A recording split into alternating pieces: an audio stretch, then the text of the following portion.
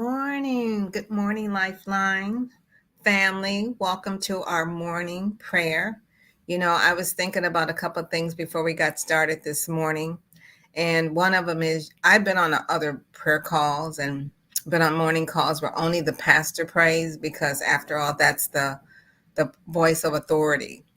But I have to tell Pastor London and Pastor Reggie, uh, ain't no prayer like the one call like the one we got. If you ever thought about it and you haven't invited people to our call, please do. Matter of fact, go ahead and send this information out by liking, sharing. I'm not all into the social media thing, but because we have to do what we have to do, make sure you spread this message, spread this word out this morning. Go on and wake somebody up with a good word. Let them know there's going to be a good word waiting for them. They just need to get up and listen to it. I don't care if they didn't brush their teeth or have their coffee, whatever it is they start their day with.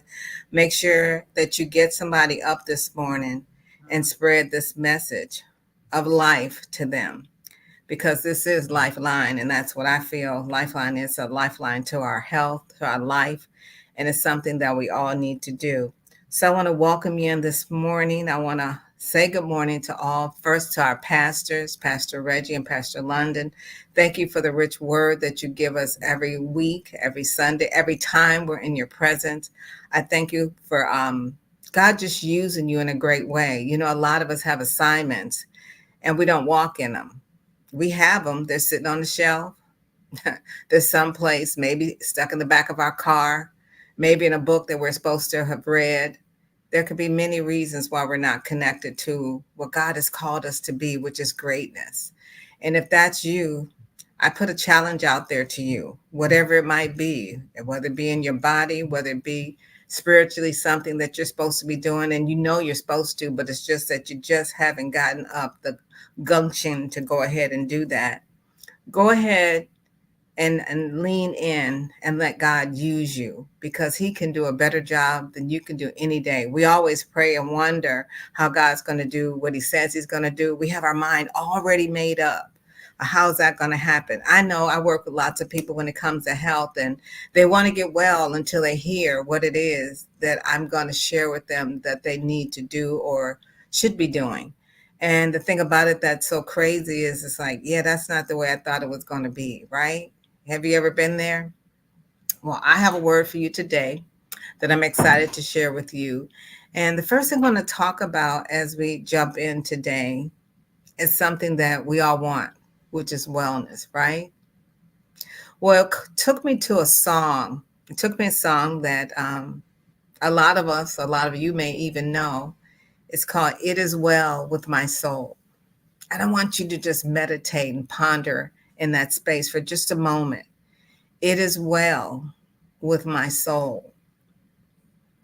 But ask yourself this question while you're thinking about that song, right? What does well with my soul mean? Perhaps we can't always say all the things that we need to. We may want to. That may be in our mind, that may be how we feel. And there are just some things that don't quite go the way we want them to in life. That's just the way life is sometimes, right? Some days. There's always going to be storms, right? Right in our face. Some may be very, very tragic. When we turn on the news, we hear about the things that are going on around us. And some of us don't even have to turn on the news. We can just look in our families. Mm-hmm. And our families and see some of these things happening, excuse me, through the people that we encounter every day. But as you woke up this morning, able to move your limbs, able to take a deep breath, able to just say, thank you, God, right? These are things that you need to think and say, it is well. It is well that you're able to get up and brush your teeth in the morning and not have somebody else do it for you. It is well that you were able to get out of the bed without somebody lifting you out of the bed or the chair or whatever that might be. It is well when you're able to feed your own self and not have somebody else feed you.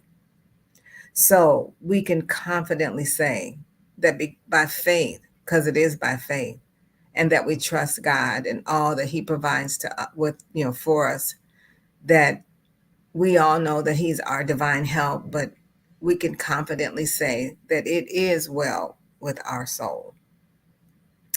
And as I pondered into that song, because now you start thinking about all the words, the story behind that song, did you know it was a hymn that was written by an attorney who had a tragic incident that happened that caused these words to be written on paper? A successful lawyer, financially wealthy, having some of the things that we believe and pray for, had a large amount of money, of course, and property. But he was caught in a situation with the Great Fire, Chicago Fire in 1871, a tragic situation. And the property that he had was extensively damaged to the point of no return. But the biggest problem was the devastation that he encountered was the loss of his 4 daughters during that time. Now, you may have some tragic situations that have happened to you. You may have a situation going on right now in the midst of what we're talking about. I don't know what it is. Pastor probably doesn't know what it is, but God knows what it is. And even in spite of it, there are even stories in the Bible that tells us that we have to call those things that be not as though they were. So even when it doesn't look well or feel well, we still say, it is well, or all is well. You've heard that said, right? I want you, if there's something that you're thinking about or have thought about or praying about, I want you to type in the chat box, it is well. And as you type that in and you think about the things that are well in your life, because if you're on this call, it's well. It is well. And I want to talk to you about the 4 dimensions of wellness, because when it is well, we also think about our wellness, right? And there are 4 dimensions of wellness that I want to share with you. And I want to jump into some solutions so we can help ourselves through this wellness journey that we're on. Because did you know, without having our bodies well in a well space, we can't even get all the promises God has for us. So the first one I want to tap into is called spiritual wellness. This is a force that drives us to make sacrifices for others, like our nation, the greater good, our church. It may come from sometimes the faith that we have, the influences or the roles around us, what we've been trained and taught to do. But the connection, the biggest connection, should always be from God, the spirit that dwells inside us, from the breath that God breathed into man and gave us life. That's the spirit we need to be connected to on a daily basis. Not some of these spirits that we find people connected to that we look at and go, oh my God, right? The next one I want to talk about is emotional wellness. And this refers to a building awareness of accepting one's feelings and moods, how we feel when things happen to us, around us, in us. What does that really do to us? Sometimes doesn't it shake you to your core? When we think about the things that our emotions take us through, we wake up and we don't feel well. So we act how we feel and not act like we should feel or want to feel. Sometimes those things are difficult. I know it to be so true from the journey that I went through. But when I think about this series that Pastor's been teaching on, this love series that we've been taught and being taught, it's definitely something to think about on a daily basis and how we're shaping and molding our own lives. What are you doing differently? Are you letting your emotions take you on a roller coaster to a place that you didn't pack for, or that you packed for, but you got on the wrong path and going in the wrong direction? These are things we need to think about. And as we know that although our physical body is one thing that we, of course, pay attention to because we live in it, these emotions that take this physical body someplace, it is not good. but we got a way out. There's always a way out. So if you're on that emotional roller coaster, can I say to you, get off that emotional roller coaster. Lean in, and I tell people, if you're going to pray, don't worry. If you're going to worry, don't pray. You get to decide, as Pastor says. And then when we do, after we learn all this information, now comes the work, right? Now comes the to-do list. What is it that I need to do? And am I willing to do those things that I'm told? In the space that I'm in, I have to say, you all even make me a better steward of my own assignment because of the eyes that are all around you. They're watching. I run into the grocery stores and different places. And people watching every move you make, every breath you take. They can't see it, but they're checking to see if you're doing what you say that you do. Are you saying what you say and acting what you say? Isn't that true? And then there's social wellness. This entails being cognizant of the impact you and your actions have on your church, on your family, on your community, in the society, in nature of the world. There's a song that goes, "What the world needs now is love, sweet love." Well, Pastor Reggie must have known that, because that's what he's teaching us. And love, although it's a word that we say out of our mouth, it's really an action, right? An action that we need to participate in. If you say you love someone, I know those words are easy to roll off of your tongue, but are you practicing them when you say them? Are you just saying them just because they sound good? And do you mean what you say when you say it? You've heard people say these things just to get, you kids will do that just to get what they want. But guess what? We do it too. And we have taught them what to do.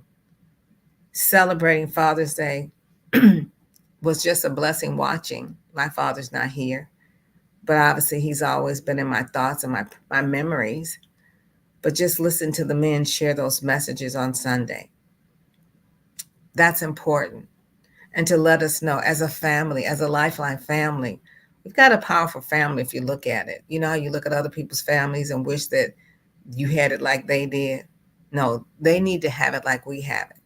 The rich message that we're getting every week, that we're able to apply and change our lives to become better, to become well. Oh, yeah, it's well with my soul. And then the last dimension of wellness is physical wellness. Yeah. I know. I couldn't leave that out, right? Well, this is about the knowledge about your lifestyle, how your food, good nutrition, and even physical activity is an integral part of a well balanced lifestyle. This is all a part of this well being. It is well. This is all a part of it. And you get to play a part of it. Guess what? You get to be the well part of your life, because God needs your participation to even get there. So I'm going to tap into some things that God's given me when I think about the C word, Christ, being a Christian. These are the C's of success in life and health. You may want to jot some of them down, and you can use them as you see. They're going to touch on the spiritual man and even the physical man, because they're connected. We can't leave them out. So when we think about leaning into Christ being first, the first C, I want you to think about the scripture in Matthew 6:33, and this is the Amplified Classic. It says, "But seek, aim at, strive after, first of all, his kingdom and his righteousness, his way of doing and being right. And then all these things taken together will be given to you." Given. You don't have to pay for it, not even pray for it. It's going to be given to you. And this is really important and something that we definitely need to do. So let's lean into this, because this is truly important and something that all of us get to participate in. And then the second C is created. We are created in the image and likeness of God. Not that he liked him so well that he made us like him, but there was a reason why we're made after his likeness. There's some of us that walk around here and we don't even look or act nothing like the God we're made after. Yeah, you can look at somebody and say, oh, yeah, that's their child, right? Look just like them. But do they say that about you? When people see you, do they know that you're a son or daughter of the king? Do they know that? Something you got to ask yourself. And then we have to confess. We got to say out of our mouth, because it's in our thoughts anyway. Sometimes there are things that come to our mind that we don't dare let out. We have to say with our mouths so we can receive it in our bodies. And as an example, it says in Proverbs 17:22, a joyful heart helps to heal, but a broken spirit dries up the bones. The God's word is really plain. It's plain and simple. I mean, there's so many doctrines and different versions that we can read that can fit your own specific area of need. But when we think about how God just broke it down so easily for us, how we were created in his image, as is found in Psalms 139:14. I praise you for I'm fearfully and wonderfully made. Marvelous are the works. You look in the mirror, sometimes you're getting yourself ready for wherever you're going. You look and say, I look good today. This is all right with me. But when we learn how to apply the things that he tells us, first spiritually and then the physical, because it's got to be a thought to do it or it wouldn't cross your mind. A pastor was saying all these C's yesterday in service. I wrote a couple of them down, Pastor. You'll hear about them in just a moment. But I had to add them in because they're really tied to the message that God had already given me. Because after we, of course, connect with Christ, we know how we're created. And then we start confessing out of our mouth the things that the word says. Oh, we're getting there now. Now we have to conform. Conform. The Bible says in Romans 12:2, be not conformed to this world, but be ye transformed by the renewing of your mind, that ye may prove what is that good and acceptable and perfect will of God. We've got to conform in the spirit and in the natural, because the spirit is great to conform in. But if this physical body is still messed up because we haven't made the decision to take the action behind what it takes to conform it, we're still a mess. And God can't use us because we're not in a position to be used, because we're still broken. And this is really important and some things that we need to pay attention to, right? We've got to be convinced that this is what we need to do. Why do we have to be convinced? Well, the Bible helps us to do that. But we sometimes feel like we need to be convinced to do the things that we're doing. Like, in other words, prove me. No, the Bible tells you, prove ye not herewith, saith the Lord.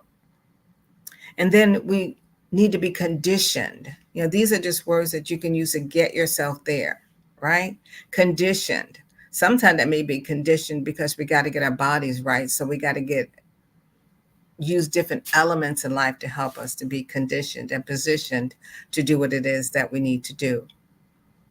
And then be connected. We have to be connected, like what we're doing this morning in this prayer call. We're connected.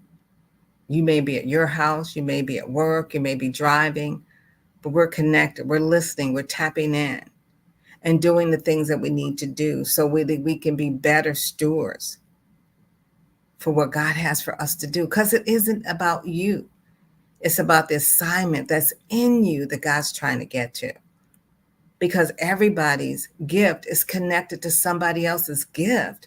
So we can be who we're called to be, and the things around us can be conformed and changed and transformed. That's how, because who knew that some of the people that we're meeting, I have gotten to meet you all so closely, even on these prayer calls. I may not know you. Some of you I don't remember or know your names, but I feel like I know you from the prayers.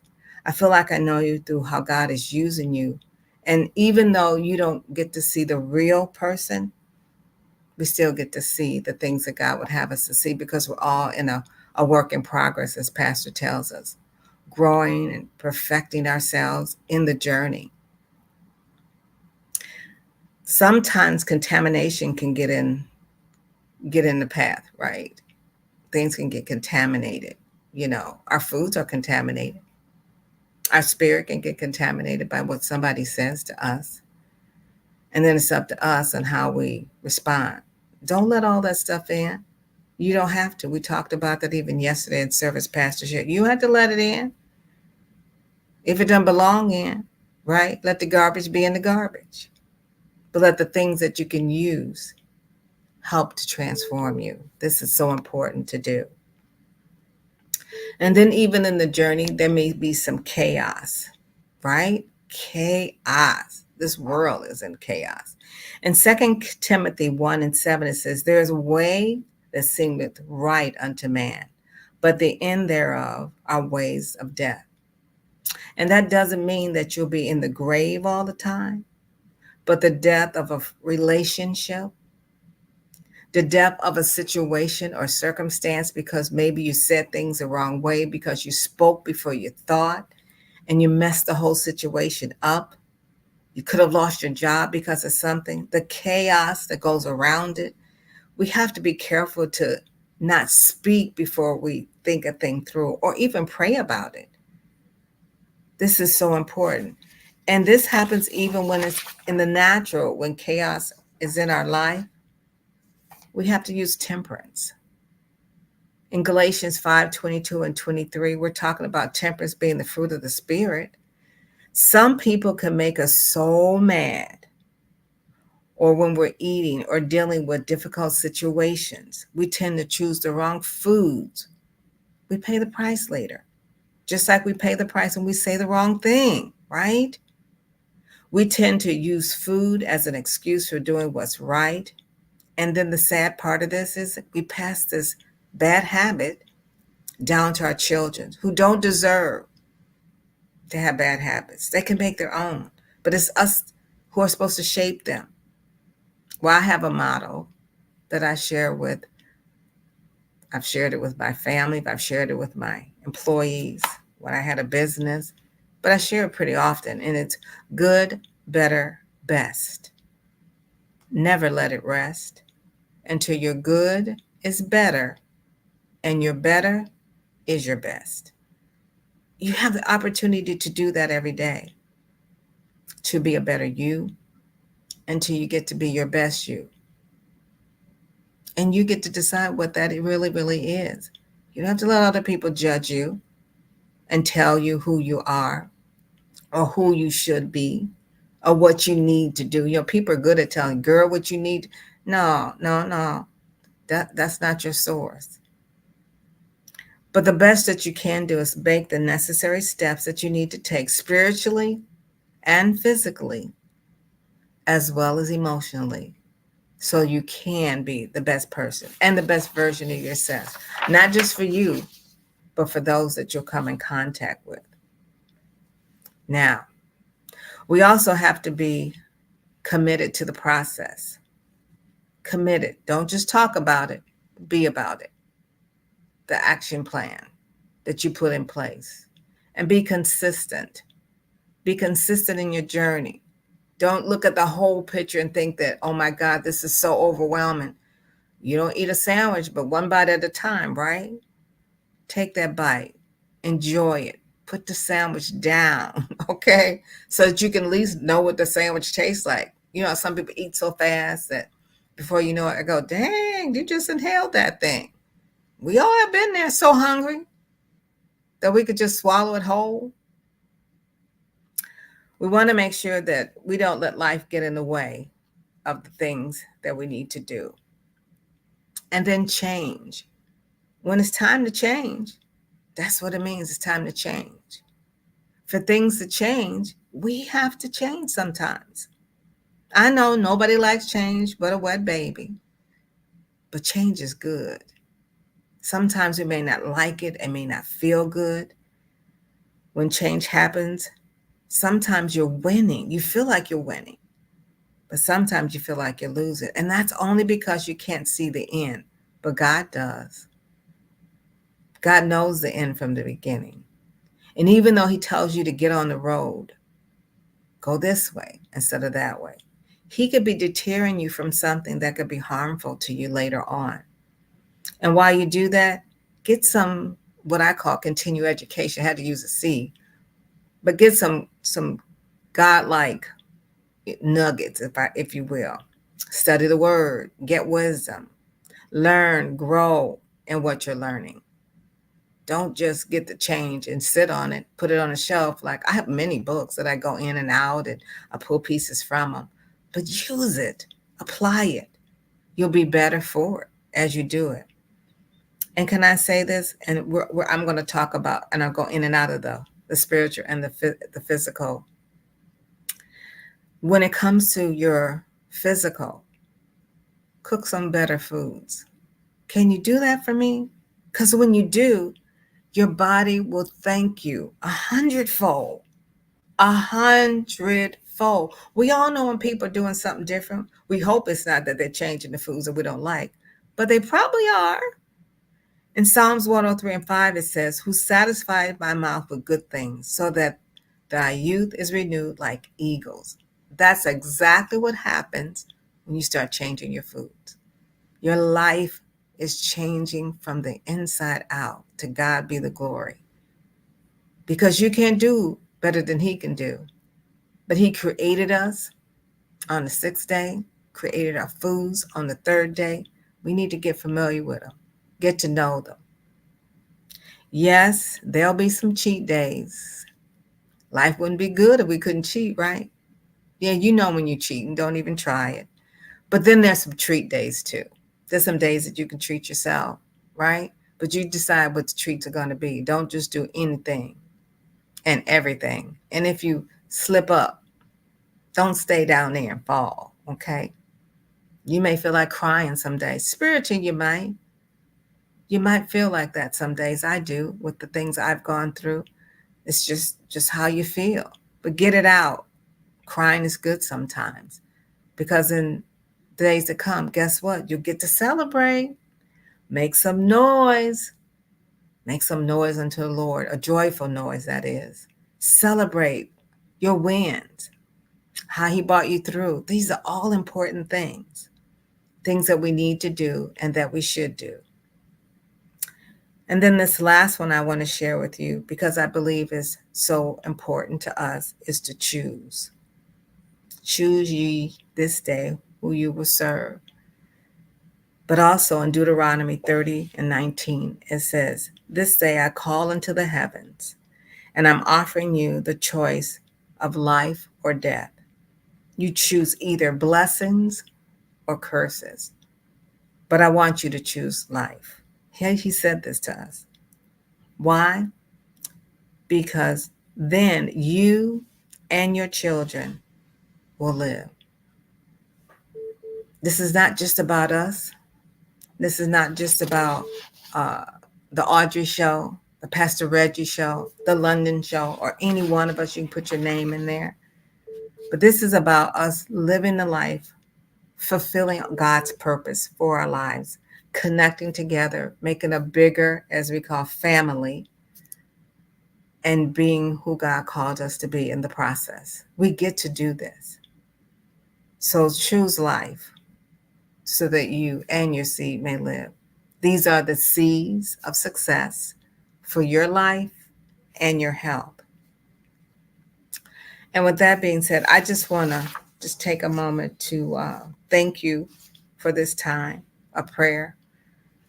You know, sometimes, we think I didn't want to pray, obviously, because I get up to do my own prayer, but it's like, don't nobody want to hear me? But here's the thing. There have been so many nuggets shared by so many people that I've been blessed by. And I'm grateful and honored to have been asked to share a word. Just like I prayed before I started that it would bring a change into someone's life. And sometimes when you hear it out of your own mouth, you bless yourself in the process because it is good. So remember what I said when I started? It is well. It is well with my soul. With that being said, I want to thank you so much for joining this morning. Make sure that you don't check out because tomorrow, Friday, that great day that we all wait for, we'll be praying again at 7 a.m. We hope to see you there. And then join us on Sunday morning as Lifeline helps you continue to connect to a fulfilled, prosperous life with the Word of God. Have an amazing day. And don't forget to be well.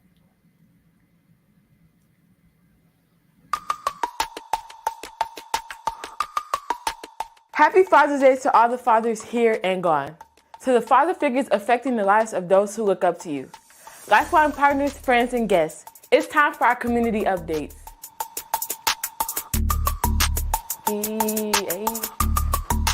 We have a lot happening here at Lifeline. To know all that's going on, head to our website, lifelinesoc.com. There you will find information on our teachings and gatherings, events happening soon, along with opportunities to fellowship and grow within our community.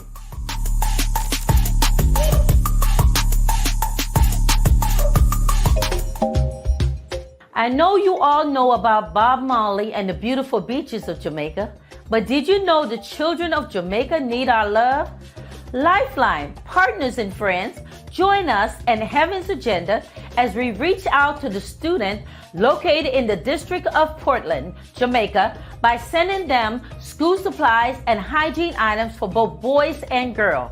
We ask that you bring these items to Lifeline Church and drop them off in the designated bin located all around our LC campus.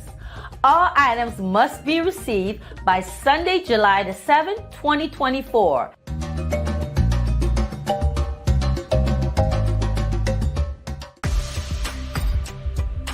Hello, Lifeline. Lean in a little bit. I got a secret. God did not create us to be alone. Look, you can check it out in Psalms 133:1. It says, how good and pleasant it is when God's people live together in unity. Okay, now Sundays, they're great for worshiping together, but once a week, that's just not enough time to build a relationship. So fulfill that area, we have life groups. Life groups are like a little family within our community. Becoming a part of a life group is a perfect place to experience authentic relationship in our family of believers. Romans 12:5 says, so it is with Christ's body, we are many parts of one body, and we all belong to each other. Please take a minute, look at your neighbor, and repeat with me. We all belong to each other. Let's remember that Christ believed that growth happens better in a smaller setting. So he modeled this in the earth by creating the first life group known as the 12. So all along, God's intention is for us to be in relationship with each other and to do life together. Make a decision today. Join the life group.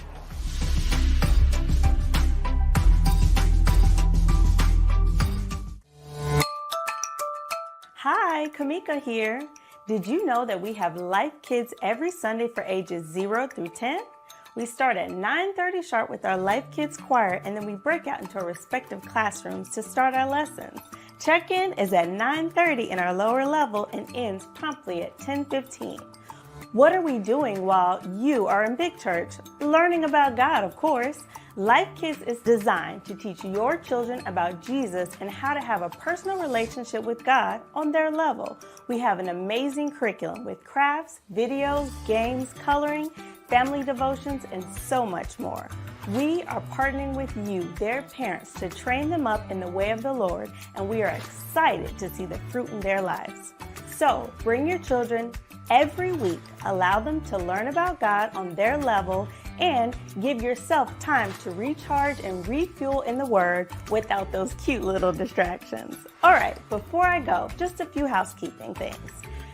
In the lower level, we have an area you can watch the service if your child needs a snack or becomes restless during the service.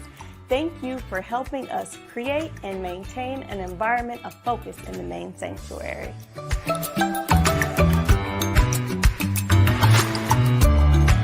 A milestone is upon us. Elder Billy and Yvonne Royal are celebrating 50 years of marriage with the wedding. Join and celebrate with the Royals on June 30th at 2 p.m. here at Lifeline Church. All are welcome. Man, you see how we are all about the community inside and outside? Along with loving people wherever we go. And don't forget about what's coming later on as well. We have our church picnic, back to church, pour on our Pastor's Sunday, National Love People Day, and a few surprises that we can't tell you yet. But having the app is the best way to keep up with us as we catch the vision by reaching up to God, reaching into your fellow brothers and sisters, and reaching out to the community with the love of God. See you next time.